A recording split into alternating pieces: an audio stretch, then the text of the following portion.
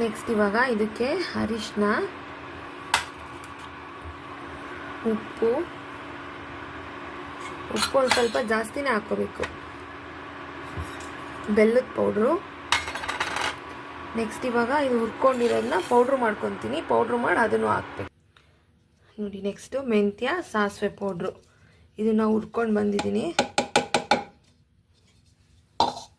ಎಲ್ಲ ಕ್ಲೀನಾಗಿ ಕೈ ಆಡಬೇಕು.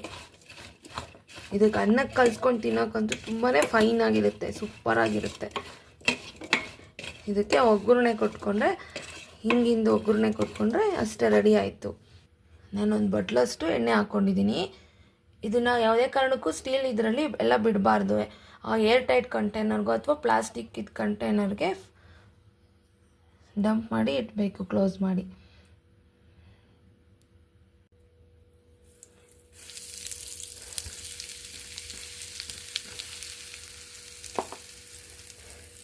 ನೆಕ್ಸ್ಟು ಹಿಂಗಿನ ಒಗ್ಗರಣೆ ಹಾಕಬೇಕು. ಇದು ಆರ್ಕೊಂಡ್ಮೇಲೆ ಹಾಕಿ ಕಲಸಿ ಆರ್ಕೊಂಡ್ಮೇಲೆ ಎಲ್ಲ ಫ್ರಿಜ್ಜಲ್ಲಿ ಇಡೋದಷ್ಟೇ. ಹಾಗೇನೂ ಒಂದು 3 days ಇರುತ್ತೆ. ನಾನು ಸ್ವಲ್ಪನೇ ಮಾಡ್ಕೋತಿರ್ತೀನಿ, ಯಾಕೆಂದರೆ ನಮ್ಮ ಮನೇಲಿ ಈಗ ಒಂದು 15 ದಿನ ಇನ್ನು ಕಂಟಿನ್ಯೂಸ್ ಆಗಿ ಮಾವಿನಕಾಯಿ ಬರ್ತಾನೆ ಇರುತ್ತೆ. ನಾವು ಹಚ್ಚಿ ಒಣಗಿಸ್ಕೊಳೋದ್ರಿಂದ ಹಾಗಾಗಿ ಖಾಲಿ ಆದಾಗೆ ನಾನು ಫ್ರೆಶ್ ಆಗಿ ಮಾಡ್ಕೊತಿರ್ತೀನಿ ಈ ಸೀಸನಲ್ಲಿ.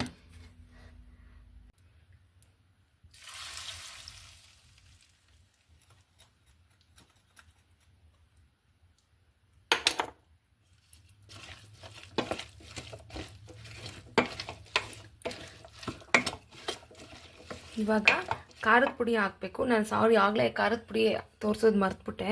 ಇವಾಗ ಖಾರದ ಪುಡಿನೂ ಹಾಕ್ಬೇಕು. ಇದಕ್ಕೆ 1 ಸ್ಪೂನಷ್ಟು ಖಾರದ ಪುಡಿ ಹಾಕ್ತಿದ್ದೀನಿ. ಇದು ಬ್ಯಾಡ್ಗೆ ಪೌಡ್ರು, ಖಾರ ಏನಿಲ್ಲ ಇದು.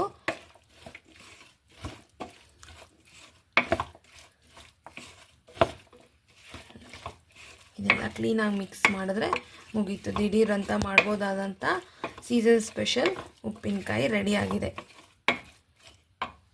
ಇದೆಲ್ಲ ಆರ್ಕೊಂಡ್ಮೇಲೆ ಕ್ಲೀನಾಗಿ ಒಂದು ಕಂಟೈನರ್ಗೆ ಹಾಕಿ ಇಡಬೇಕು.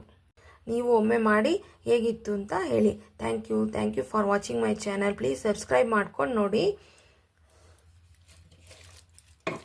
Thank you. ನೆಕ್ಸ್ಟ್ ಇವಾಗ ಇದಕ್ಕೆ ಅರಿಶಿನ, ಉಪ್ಪು ಒಂದು ಸ್ವಲ್ಪ ಜಾಸ್ತಿನೇ ಹಾಕ್ಕೋಬೇಕು, ಬೆಲ್ಲದ ಪೌಡ್ರು. ನೆಕ್ಸ್ಟ್ ಇವಾಗ ಇದು ಹುರ್ಕೊಂಡಿರೋದನ್ನ ಪೌಡ್ರ್ ಮಾಡ್ಕೊತೀನಿ. ಪೌಡ್ರ್ ಮಾಡಿ ಅದನ್ನು ಹಾಕ್ಬೇಕು.